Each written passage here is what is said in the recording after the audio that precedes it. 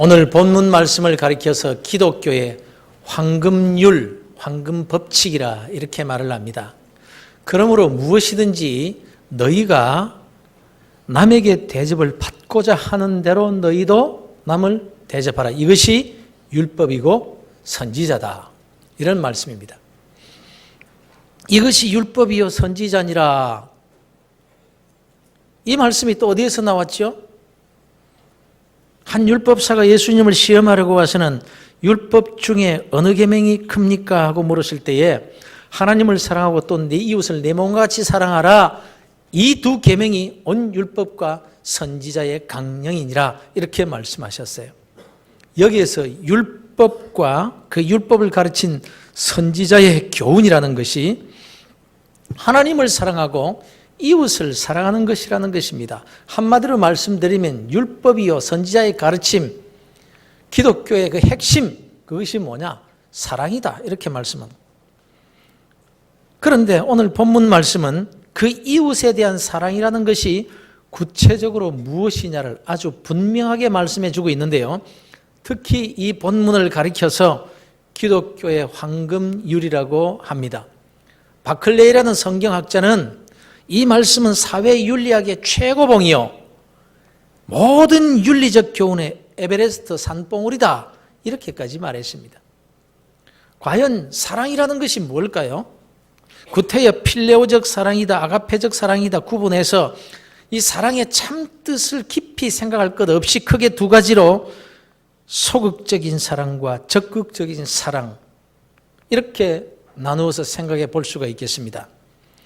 예수님 당시에 활동했던 유명한 랍비 두 사람이 있었는데 한 사람의 이름이 샴마이였고 또 한 사람의 이름이 힐렐이었습니다.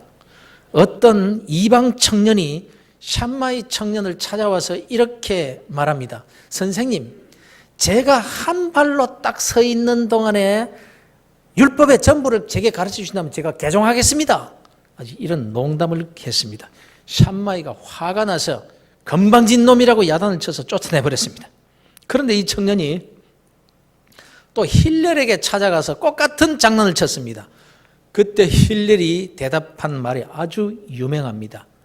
이 사람아, 나 자신에게 싫은 일은 남에게도 하지 말게. 이것이 율법의 전부요. 그 나머지는 해설에 불과하다네. 가서 배운 대로 하게.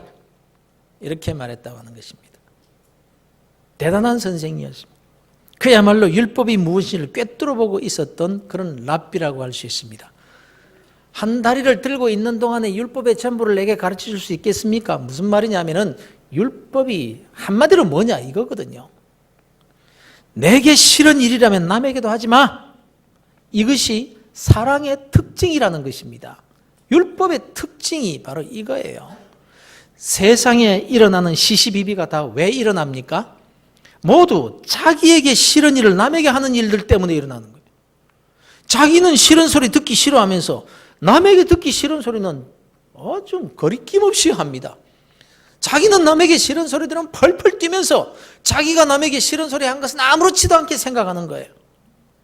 자기는 손해보기 싫어하면서 남 손에 끼치는 일을 하면서도 얼굴 하나 안 붉힙니다.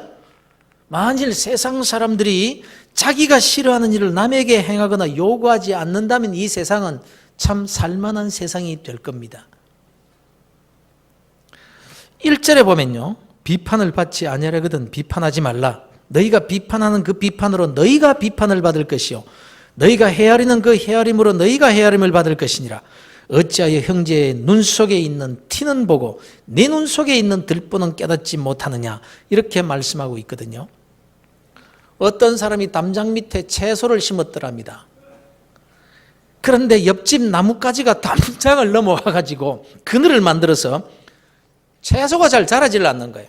그래서 옆집 주인에게 담장을 넘어온 그 가지를 좀 쳐달라고 잘라달라고 요구를 했습니다.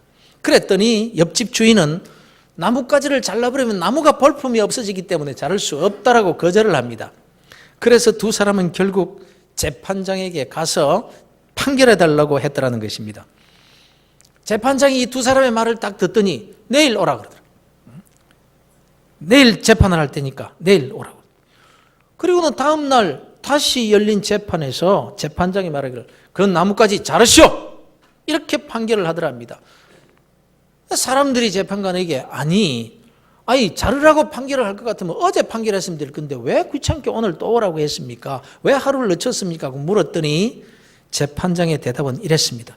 내가 어제 나뭇가지를 자르라고 판결을 하려고 했는데 우리 집 나뭇가지가 옆집에 넘어가 있는 것이 생각이 났습니다. 그래서 어제 집에 가서 그 나뭇가지를 자르고 오늘 내가 재판하는 겁니다. 이렇게 말하더랍니다. 이런 재판관, 이런 지도자, 이런 그리스도인들이 이 세상에 많다면 살만한 세상이 될 수 있지 않을까요? 그러나 이 세상은 이기적인 세상입니다. 남을 희생시켜서 자기의 이익을 챙기려는 사람들로 가득합니다. 그런데 사람들이 정말 악착같이 자기의 유익을 위해서 자기의 유익을 챙기려고 그렇게 악착같이 살지만 자기에게 유익이 안 된다고 아우성들입니다. 여기저기서. 그래서 더 악착같이 착취하려고 합니다. 빼앗으려고 합니다. 그래서 자기의 유익을 취하려고 합니다. 그런데 남을 밟고서라도 자기의 이익을 그렇게도 챙기려고 하면 할수록 점점 더 목이 말라요. 인생의 갈증 때문에 다 허덕이고 있어요. 내가 남의 것을 빼앗으려는데 상대는 빼앗기려고 합니까? 도리어 기회만 있으면 내 것을 빼앗으려고 하는데요. 그러면 누가 누구의 것을 빼앗게 되는 걸까요? 실력 있는 사람이, 힘 있는 사람이 실력 없고 약한 사람의 것을 빼앗게 되겠죠. 그런데 문제는 아무리 세상에 힘 있고 실력이 있는 사람이라고 할지라도 자기보다 힘 있고 자기보다 더 실력이 있는 사람들이 세상에 많다라는 거예요. 그래서 돌고 돌아서 전부 빼앗기며 사는 사람들밖에 없는 세상이 되어버린 겁니다. 그래서 비판하지 말라, 빼앗지 말라, 욕하지 말라. 그대로 내가 다시 받게 될 것이다. 이게 원리라는 것입니다. 그런데 이걸 알면서도 우리가 다 이기적인 인간들이기 때문에 잘 안 되는 거예요. 잘 안 되는 거예요. 그래서 입장을 바꾸어 놓고 생각하는 훈련을 우리가 열심히 해야 되는 거예요. 믿음이 뭐냐? 사랑이 뭐냐? 내가 남을 사랑한다는 것의 의미가 뭐냐? 결국은 입장을 바꿔서 상대방의 입장에서 생각할 수 있는 마음, 그 마음을 가리키는 거예요. 우리 그리스도인들은 항상 다른 사람의 입장에서 볼 줄 아는 사람이 되어야 됩니다. 왜냐하면 그것이 사랑이기 때문에 그렇습니다. 상대방의 입장에서 생각해 보면요, 이해 못할 일이 하나도 없는 거예요. 그래서 이해라는 영어 단어가 understand 아닙니까? 자꾸 위에서 내려다 보니까 내 생각만 가지고 쳐다보니까 이해가 안 되는 거예요. 그러나 상대방의 밑에 들어가서 그 입장에서 보면 이해가 된다는 말씀입니다. 그렇습니다, 여러분. 내가 싫은 일은 남에게도 안 하는 것이 사랑입니다. 그러나 이것은 소극적인 면에서의 사랑입니다. 그러나 우리 주님은 여기에서 더 적극적인 사랑을 말씀하십니다.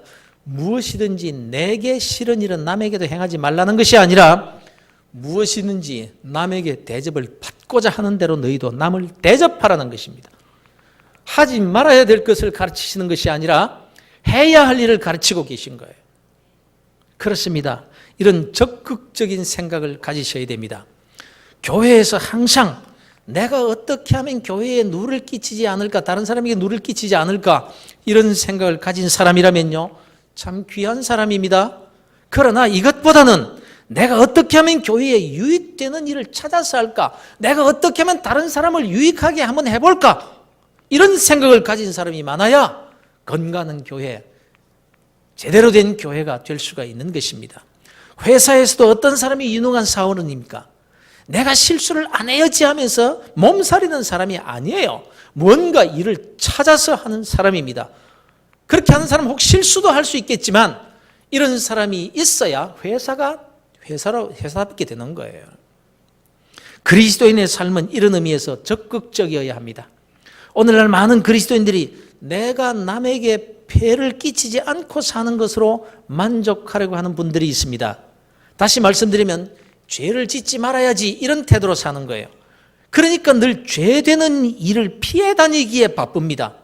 이런 사람은요, 늘 죄의식에 사로잡혀 살기가 쉽습니다. 죄를 피하는 것까지는 좋은데 혹 걸려서 넘어지기라도 하면은 견디지를 못하고 자학합니다. 나는 안 돼. 나는 그리스도인의 자격이 없어. 물론 죄를 짓고도 뻔뻔한 사람보다는 얼마나 진실되고도 하나님의 사랑을 받게 되겠습니까마는, 그러나 이런 태도는 소극적인 태도라는 것입니다. 우리 주님께서는 그리스도인의 사랑, 곧 율법이여 선지자라고 표현하는 적극적인 사랑을 가르치셨습니다. 무엇이든지 남에게 대접을 받고자 하는 대로 너희도 남을 대접하라, 이렇게 말씀하고 있어요.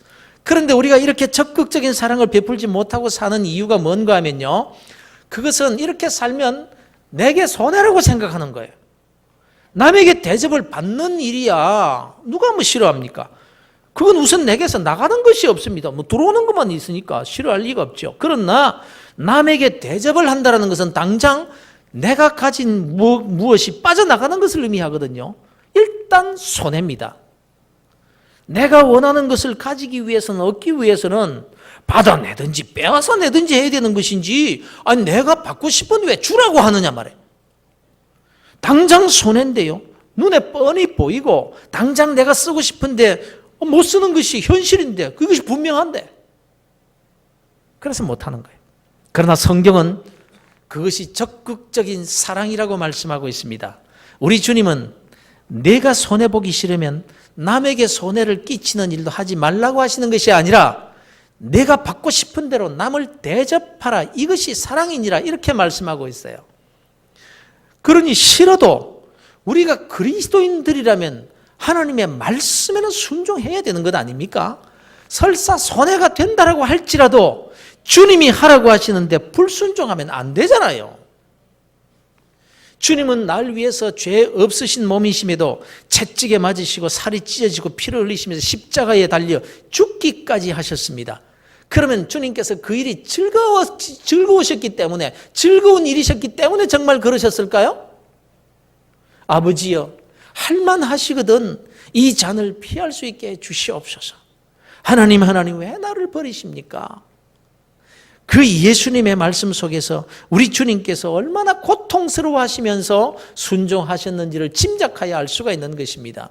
그러니 주님은 하나님을 사랑하셨기에 순종하신 것입니다. 저와 여러분을 사랑하셨기에 순종하신 것이, 그것이 즐겁기 때문에 하신 것은 아니에요. 여러분, 하나님을 사랑하십니까? 주님을 정말 사랑하시나요? 그렇다면 무엇으로 그 사랑을 증명하시겠습니까? 눈에 보이지 않는 하나님을 사랑한다 아니다 할 것 없이 내게 지금 뭐가 필요하냐? 내게 지금 원하는 것이 뭐지? 그렇다면 내게 원하는 것, 나의 여호와 하나님으로부터 받고자 하는 원하는 그것, 필요한 내 이웃에게 먼저 내가 가진 것으로 나누어 줘. 내가 정말 하나님을 사랑한다면 그 일부터 해. 이렇게 말씀하고 있다. 이 말씀은 우리가 순종해야 하는 것이지 계산해서 나오는 답이 아닌 것입니다. 그런데 그렇게 순종하면 정말 손해보고 마느냐 하는 점이에요. 주님께서 이 잔을 피하게 해 주시옵소서.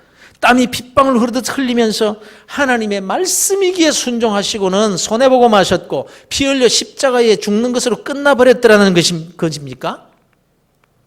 부활의 영광과 함께 택한 모든 백성들을 구원하시고 모든 피조물이 그 무릎을 꿇게 만드셨으며 오히려 더 큰 영광을 얻게 하나님께서 만들어 주셨던 것입니다.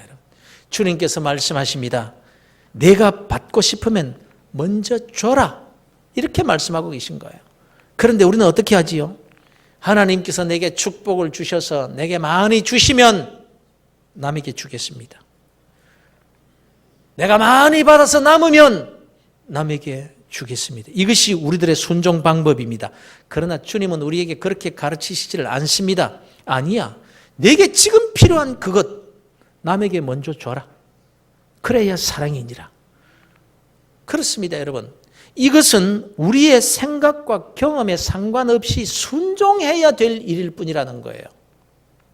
믿음으로 남아만 있어서도 안 돼요. 순종해야 될 일이란, 순종해야 될 일. 그러나 성경은 이 말씀에 순종할 때 결코 손해가 되지 않을 것이라고 거듭거듭 가르치고 있습니다.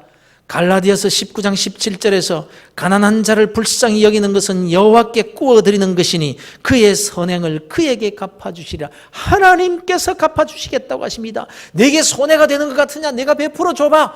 네가 받고 싶은 건 먼저 줘봐. 내가 내게 갚아주리라. 이렇게 말씀하십니다. 히브리서 13장 16절에서는 오직 선을 행함과 서로 나누어 주기를 잊지 말라. 하나님은 이 같은 제사를 기뻐하시느니라. 짐승을 잡아서 하나님께 제사를 드리는 것보다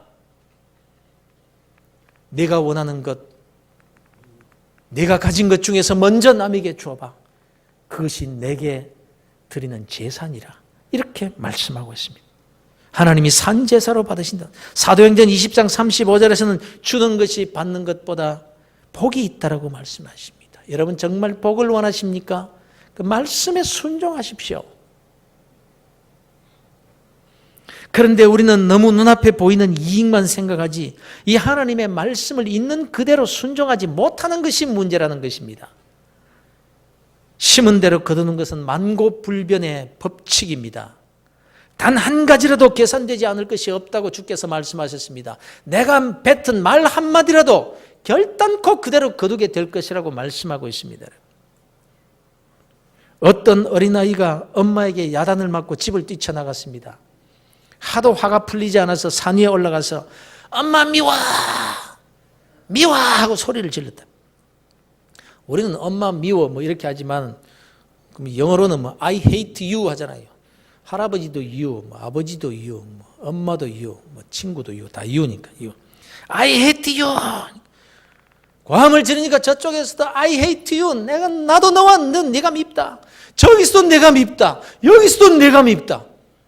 이 아이가 깜짝 놀라 집에 쫓아와서 엄마도 날 미워하고 온 세상이 다 날 미워한다고 막 울음을 터뜨립니다. 엄마가 아이를 데리고 또 산으로 갔습니다. 애야, I love you라고 소리 질러봐라. I love you. 사랑해. 저기서도 나도 사랑해. 여기서도 나도 사랑해. 엄마는 조용히 아이를 타이릅니다.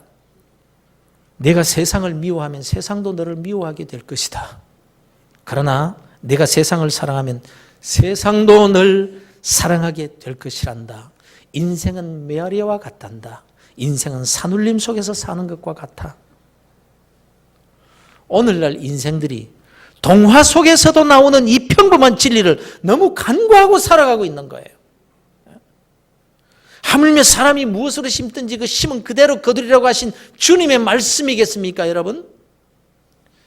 사랑을 심으면 사랑이 돌아오고 미움을 심으면 미움이 돌아오는 겁니다. 어느 과자 만드는 제과 회사에서 있었던 일입니다. 그 제과 회사에 오랫동안 버터를 납품하고 있던 농부가 있었습니다. 어느 날 이 제과 회사 사장이 납품된 버터를 가만히 보니까 아무래도 전보다 양이 부족한 것 같습니다. 그래서 저울로 달아보기 시작했더니 아니나 다를까 양이 조금씩 늘 부족하게 해서 들어오는 거예요. 그래서 법정에 고소를 했습니다. 버터를 공급하던 농부가 법정에 섰습니다. 너는 어째서 저울을 속여가지고 버터를 적게 공급했느냐? 이렇게 질문을 하니까 농부가 대답을 하는데 그 농부의 대답을 듣고 모두가 할 말을 잃고 말았더랍니다. 예, 재판관님, 우리 집에는 저울이 없습니다. 그래서 무게를 잴 수가 없어서 저 제과 회사에서 나오는 1파운드짜리 빵을 기준으로 해서 버터를 공급했습니다. 그 빵의 무게가 모자랄 줄은 꿈에도 몰랐습니다. 이래서 고소한 제과 회사의 사장이 자기가 심은 것을 자기가 거두고 말았더랍니다. 그저 지나가는 얘기로만 들을 것이 아닙니다. 하나님은 정확하신 분이십니다. 약속에 신실하신 분이십니다. 그런데 말입니다. 우리 주님께서 바로 이 황금의 법칙인 남에게 대접을 받고자 하는 대로 너희도 남을 대접하라고 하신 말씀 앞에 그러므로라는 접속사가 붙어 있습니다. 그러므로 대접받고 싶은 대로 대접하라. 그러므로 그렇기 때문에 뭐예요? 무슨 말이에요? 그럼 그 앞에 하신 말씀이 뭡니까? 7절부터 봅니다. 구하라 그리하면 너희에게 주실 것이요 찾으라 그리하면 찾아낼 것이요 문을 두드리라 그리하면 너희에게 열릴 것이니 구하는 이마다 받을 것이요 찾는 이는 찾아낼 것이요 두드리는 이에게는 열릴 것이니라. 너희 중에 누가 아들이 떡을 달라 하는데 돌을 주며 생선을 달라 하는데 뱀을 줄 사람이 있겠느냐? 너희가 악한 자라도 좋은 것으로 자식이 줄 줄 알거든 하물며 하늘에 계신 너희 아버지께서 구하는 자에게 좋은 것으로 주시지 않겠느냐? 그러므로 무엇이든지 남에게 대접을 받고자 하는 대로 너희도 남을 대접하라. 여러분, 이 그러므로의 의미를 아시겠습니까? 보십시다. 구하라, 찾으라, 두드리라. 왜 구하고 왜 찾고 왜 두드리라는 것입니까? 목적은 분명합니다. 얻기 위해서요, 찾기 위해서요, 닫힌 문을 열기 위해서입니다. 구하면 무엇을 구하든 주실 것이라고 하셨고, 찾으면 무엇을 찾든지 찾게 해주실 것이라고 하셨고, 두드리면 그 문이 어떤 문제의 문이라고 해도 열리게 해주실 것이라는 말씀입니다. 그러면 무엇이 구하는 일입니까? 찾는 일은 어떻게 하는 것이 찾는 일입니까? 두드리면 어떻게 문을 두드리는 겁니까? 어디 가서요? 무슨 문을요? 우리는 흔히 쉽게 이것을 간절히 기도하는 것이라고 생각하기 쉽습니다. 간절히 구하고 간절히 찾고 끈질기게 하나님께 주실 때까지 두드려 대는 이 기도, 이것을 생각하기 쉽습니다. 그러나 주님은 그렇게 말씀하시지 않습니다. 구하고 찾고 두드리면 내가 응답하겠다. 악한 사람이라도 자식에게 좋은 것을 줄 줄 알거든 하물며 너희 하나님 아버지인 내가 너희들에게 좋은 것으로 주지 않겠느냐? 그러므로 구하고 찾고 두드리라 이렇게 말씀하시지 않고, 그러므로 무엇이든지 남에게 대접을 받고자 하는 대로 너희도 남을 대접하라 이렇게 말씀하고 있습니다. 이것이 구하고 이것이 찾고 두드리는 행위니라. 성도 여러분, 적어도 이 본문에서 요구하는 구하고 찾고 두드리는 실천 행위는요, 기도가 아니에요. 응답받고 싶은 대로 행하라는 뜻인 거예요. 내가 물질을 구하느냐? 주고 말고. 내가 받을 줄 믿고 구하는데 어떻게 주지 않겠느냐? 그러므로 내가 가진 것 중에서 받고 싶은 것을 먼저 남에게 줘라. 이것이 구하는 것이요, 이것이 진실로 응답받는 비결이라는 것입니다. 내가 내 사랑을 받고 싶으냐? 내 사랑을 받게 되고 말고, 사람도 자기 자식을 사랑할 줄 아는데 하물며 내 독생자 예수 그리스도를 십자가에 죽이고 너를 사랑하는 내 사랑이 사람보다 적겠느냐? 내 사랑을 받게 되고 말고 네가 내 사랑을 구하느냐? 그러면 내가 먼저 다른 사람을 사랑해라.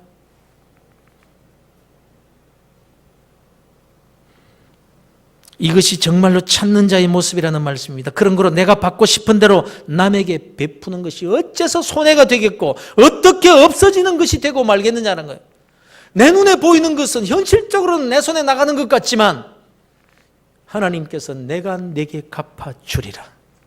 내가 내게 구하는 모든 것을 주리라. 내가 구하는데 내가 주지 않겠느냐? 내가 찾는데 찾도록 해주지 않겠느냐? 내가 그렇게 두드리는데 내가 문을 열어주지 않겠느냐? 근데 구하고 찾고 두드리는 행위가 뭐냐라는 거예요. 내게 필요한 것 먼저 주는 것. 기도하는 것 아니에요. 금식하면서 기도하는 게 아니에요.